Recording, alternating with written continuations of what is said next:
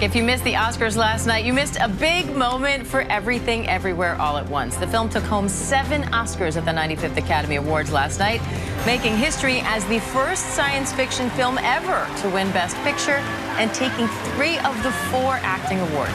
Chris Connolly has more. Mom, I just won an Oscar. Everything. Everything, everywhere, all at once. Everything? Everything, everywhere, all at once. Everything. Everything, everywhere. Everything Everywhere All at Once, working its multiverse magic on the Academy Awards Sunday night, winning 7 Oscars, becoming the first science fiction film ever to win Best Picture, and taking 3 of the 4 acting awards. Yeoh, Kwan. Tearful supporting actor Ke Huy Quan thanking his loved ones for believing in him, remarking on his amazing personal journey to Oscar. I spent a year in a refugee camp. They say stories like this only happen in the movies. I cannot believe it's happening to me. This is the American dream. Michelle Yeoh. A torrent of deep feeling, and this revered Asian acting legend making history. Michelle Yeoh accepting Best Actress from another Oscar pioneer, Halle Berry, hoping she might inspire the dreams of others yet to come. And ladies, don't let anybody tell you you are ever past your prime. Never give up. And in one of Oscar's few surprises on the night, supporting actress winner Jamie Lee Curtis, honoring her late parents, dazzling actors Janet Leigh and Tony Curtis. My mother and my father were both nominated for Oscars in different categories. I just won an Oscar. Brendan Fraser winning Best Actor over Elvis's Austin Butler, reflecting back on his career path before The Whale. I thank the Academy for this honor. I'm grateful to Darren Aronofsky for throwing me a creative lifeline and hauling me aboard the good ship The Whale. The night highlighted by powerful moments of emotion, like John Travolta as he introduced the In Memoriam section, referencing his late Grease co-star, Olivia Newton-John. They've touched our hearts, they've made us smile, and became dear friends, who we will always remain hopelessly devoted to. And Ke Huy Quan hugging Best Picture presenter Harrison Ford, his Indiana Jones and the Temple of Doom co-star 39 years ago. The show running smoothly compared to last year, host Jimmy Kimmel addressing that infamous slap. If anything unpredictable or violent happens during the ceremony, just do what you did last year. Nothing. Sit there and do absolutely nothing. Nothing all that unpredictable on this night, including the length. Oscars running more than 3 hours long. Sorry we went a little long. I'll be back on my show tomorrow night. Thanks for watching. We now join Good Morning America, already in progress. Good night. Our thanks to Chris Connolly for that, and ABC's Will Gans and chief correspondent at Variety, Elizabeth Wagmeister, are here with more on this. Well, we have to start with Everything Everywhere All at Once. 7 Oscars. They made history on a few different fronts. What did you think? I mean, it was so exciting. That film, everyone described each other as family members. They were thanking one another in their speeches. As Chris just said, they won 3 of the 4 acting awards. And of course, Ke Huy Quan and Michelle Yeoh were both just emotional when they won. Michelle Yeoh becoming the first Asian actress ever to win Best Actress. It was everything, everywhere, all at once. See what he did there? I loved the moment seeing Ke Huy Quan and Harrison Ford together. Oh my gosh. Indiana Jones reunion? Beautiful reunion there. Elizabeth, Jamie Lee Curtis won Supporting Actress. It was a big moment for her. Her speech was so sweet. But some are also calling this a snub against Angela Bassett. What's your take on that?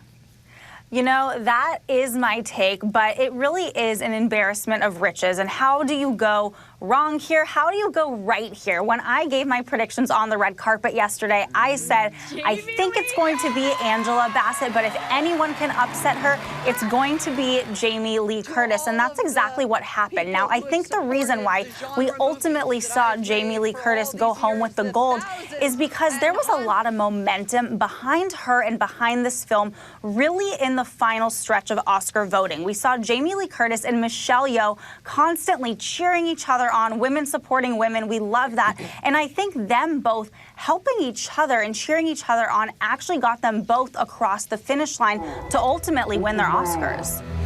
Elizabeth, we also need to talk about Best Actor. Brendan Fraser took home the Oscar for The Whale.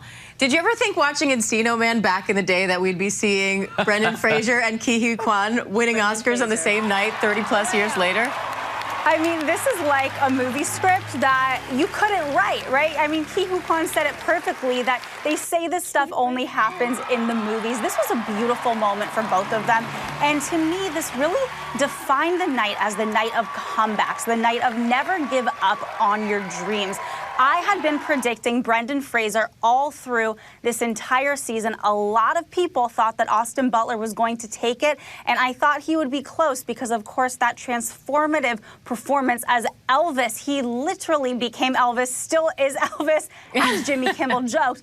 But I was very happy to see Brendan Fraser win. This seems like an Oscar that was decades in the making. Again, a true comeback story. I think everybody was really rooting for him. Yeah, Austin Butler seems like he's still in the role sometimes. Let's talk about Jimmy Kimmel, though. You brought him up.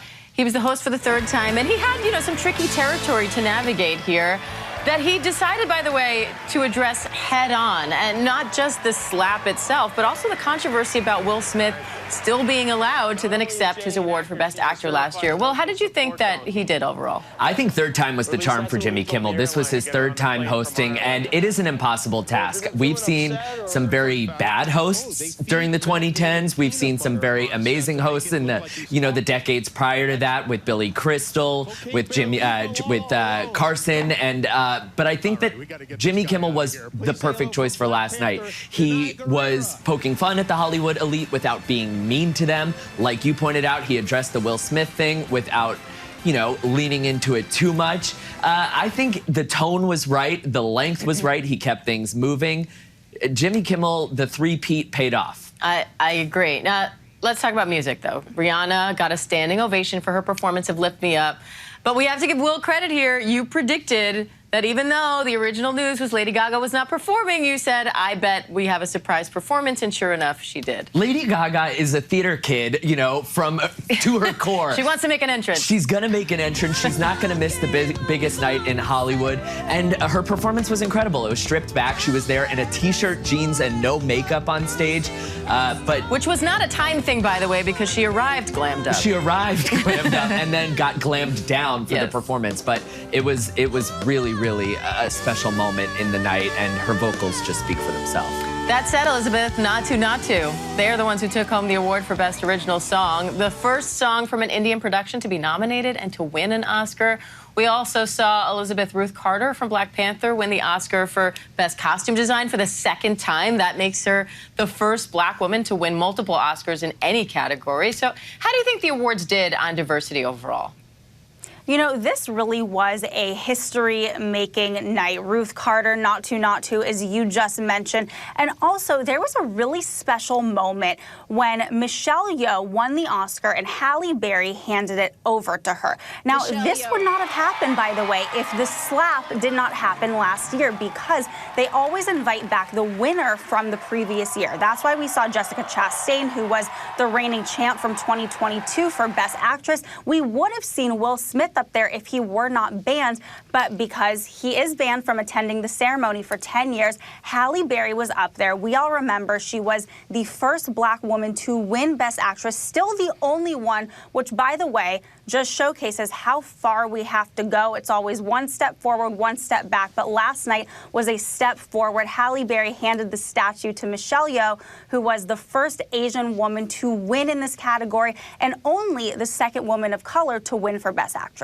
Yeah, it was a cool moment. Will Gans, Elizabeth Wagmeister, thank you both. Thanks, Diane. Hi, everyone. George Stephanopoulos here. Thanks for checking out the ABC News YouTube channel. If you'd like to get more videos, show highlights, and watch live event coverage, click on the right over here to subscribe to our channel. And don't forget to download the ABC News app for breaking news alerts. Thanks for watching.